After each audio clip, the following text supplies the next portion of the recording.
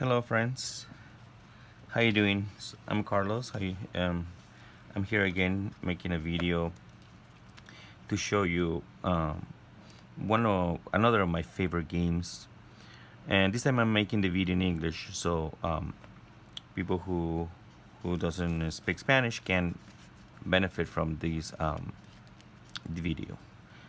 The game that I'm kind of like reviewing or showing to you today to help you practice Spanish at home. It's called Headbands Junior. This is a different version because there's another headbands that is just the regular one that doesn't come with these cards, this board or these cards.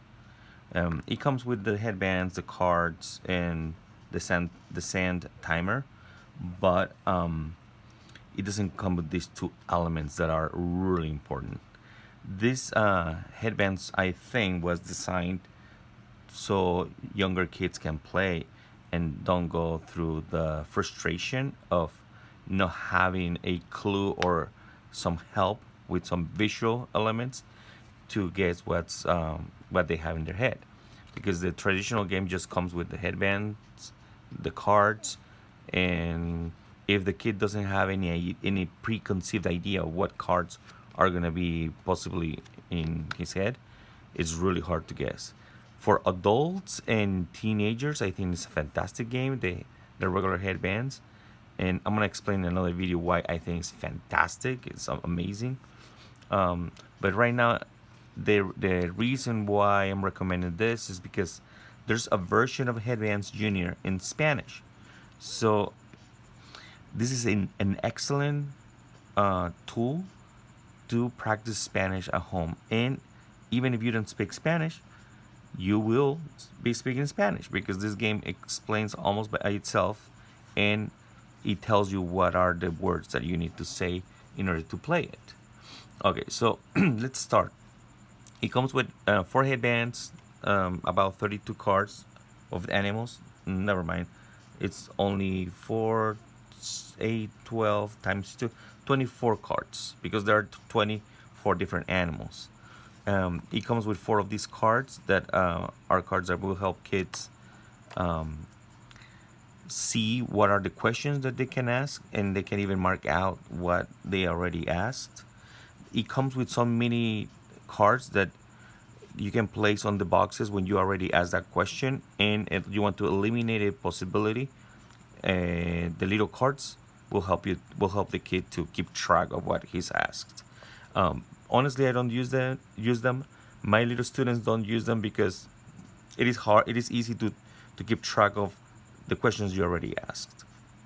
Okay, this is how you play. Everybody gets their headbands, shuffle the cards, put them face down, and someone helps or someone grabs a card without looking into it and on it, so you can't see what you got in your head. Okay, so once you already have a card, you need to start asking questions. You need to determine what's the animal that you have in your headband. So in order to do this in Spanish, it's pretty easy because this little card is fantastic. It tells you already the verb, the element, and the different verb on the places where the animal can live, and the sentence are already almost built. You just need to know how to do it, and I'm gonna tell you how. So the player will say something like "mi animal," that means my animal. So we will determine he or she will determine if it has plumas, which is feathers, or piel, which is fur or hair. When we say piel in Spanish, it could even be a shark skin, you know. Um, so do you call that piel as well? So any cover that the animal has except feathers, you will call it piel. So, so the student, or I mean the kid will ask, "Mi animal tiene plumas?" So this is what the student or the children say. Does my animal have feathers? The word tiene means has, plumas means feathers. And the children or the players is realizing that you don't need to have the word do or does in Spanish. You just change the tone. Mi animal tiene plumas. When you use that tone at the end of your sentence, that means that's a question. The other players need to say sí or no. That's the fantastic thing about this game. The other players don't need to know or speak Spanish or speak more Spanish. They only have to say yes or not. This, for example, this player has the eagle, águila, and actually, all the players, when the player asks the question, mi animal tiene plumas, we should say sí. Tu animal sí tiene plumas. So it is up to you if you want all the players to actually give a complete answer. Sí, tu animal tiene plumas. We're changing only one thing. Tu instead of me. Me, it's my animal. Tu is your animal. But the rest is the same. Sí, tu animal tiene plumas. So the player already knows that his animal or her animal has feathers. So really, the student, the player doesn't need to ask the next question. Mi animal tiene piel, because obviously it doesn't have fur. It has feathers. However, if the children is young, and they still want to ask the question because they think they have to, let them do it, please. Because the most important part about playing this game when you're practicing Spanish is for them to speak Spanish. So let them ask the question. Don't tell them you don't need to. Let them do it. Okay, so then the next question, by asking that question, they already eliminated all these possibilities. 1, 2, 3, 4, 5, 6 animals here, and 6 animals here, because his animal or her animal has feathers. So they already eliminated half of the board. Then the next question could be randomly any of these. And what I love about this game is that it's teaching them another verb, which is vivir, but it's conjugated in the third person. So the kid will say, mi animal vive en una granja. And I'm saying it because I want you to check the pronunciation. This is how you say it in Spanish. Mi animal vive en la jungla. The J in Spanish sounds it's a really strong H that you actually make with your throat, not with your stomach, like the H. Mi animal vive en el desierto. That's how you pronounce that. And observe, I'm putting just mi animal in front of my sentence all the time. That's the only thing that the children need to do. Mi animal vive en el agua. So far I already asked 4 questions, and actually all of them should have said no. Tu animal no vive en el agua. Mi animal vive en la ciudad. No, tu animal no vive en la ciudad. Mi animal vive en el bosque. Sí. Tu animal sí vive en el bosque. Okay, so at this point, the player already eliminated all these possibilities. There's only 2 left. El búho y el águila. Búho, águila. So, oh, by the way, I put the sand timer here, and notice that I'm not using it. My recommendation: always ask children, "Hey, do you want to use the timer?" Because, of course, most of the games are competitive, but if they don't feel comfortable, they don't want to go through the stress of having to guess before the time is up. Yeah, put it on the apart. Don't use the sand timer, because they just want to guess their animal. That's what they really want to do. So at this point they already said they already asked all these questions, and there's only 2 options. At first, well, they just can say, mi animal es un búho. Observe how now I'm using a third different verb. The first verb they used was tiene, means has. The second verb was vive, lives, or does it live. And the fourth one is not anywhere in the game. The game is not telling you, oh, you need to use the verb ser or es. But I'm telling you now that.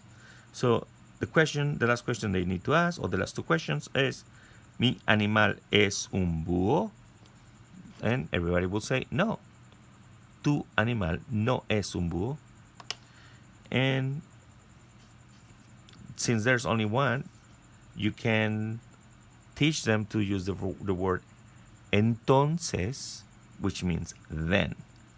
Entonces, mi animal es un águila or una águila. Sí, sí es un águila.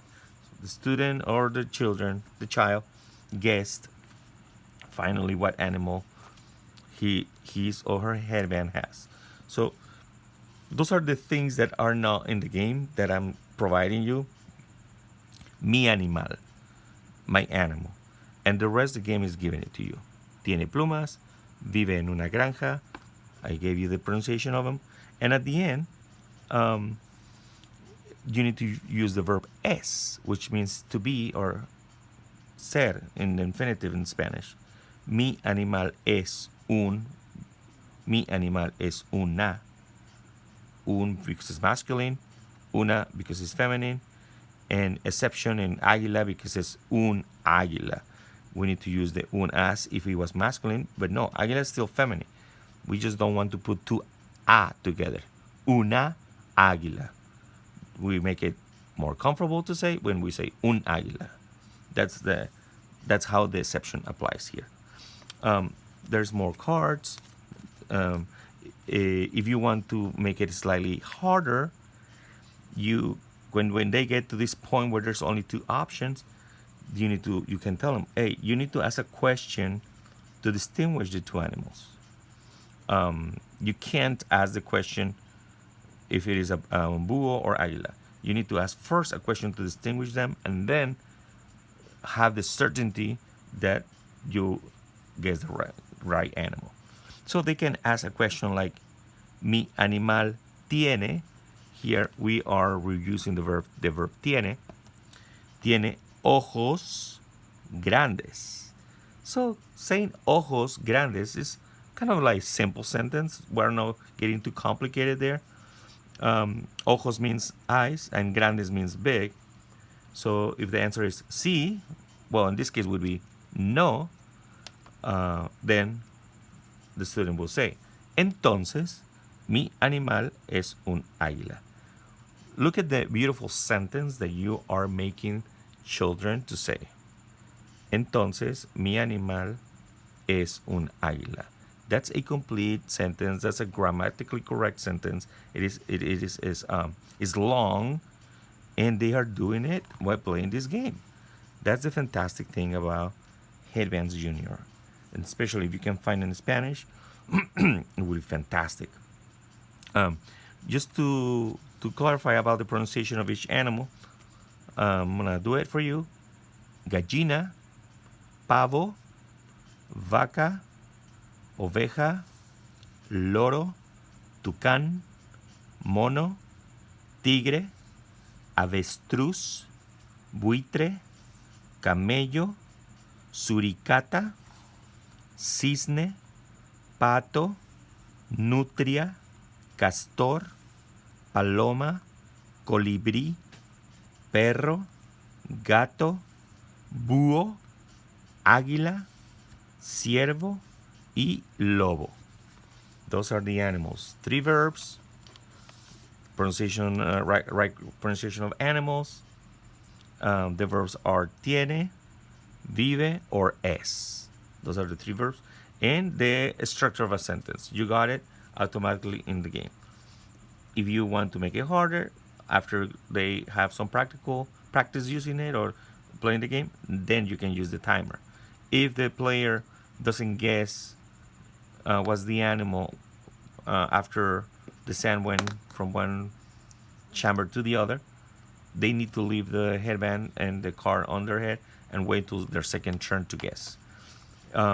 So this game is kind of like frustration free, or it's not free frustration, but at least it gives less frustration to the kids when they play it.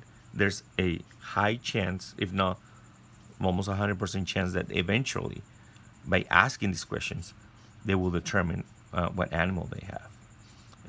Differently from the regular Headbands game. So I highly recommend this game. I think it's fantastic. I love it. If children play this game 20, 30 minutes, 1 hour, you're talking about a solid 20, 30 minutes, 1 hour of only speaking Spanish. That's fantastic. And speaking proper Spanish, repeating words and sentences. And that's another thing I like about board games or card games when learning a language. There's a ton of repetition. When you have a lot of repetition, the children start to acquire owning the language. When they play this game again, probably they just need a warm up, but then they're going to be on top of it. They're going to be using the right sentences, the right vocabulary, and eventually also they will need this. They will say, I don't need this because I already know how to ask. And those are the levels that you can start applying. Okay, it seems like we already know all these phrases or the name of these places. Let's put it here. And also they are here. So they can play the game without using the card. I mean, the challenge can be harder every time, but the most important part, they will be speaking the language for as long as they play this game. So I'll be happy to answer any specific questions. I'll publish this video on YouTube. If you want to write a comment there, write it down, a question. I'll be happy to give you more recommendations. I hope this video is useful for everybody. Have a good night.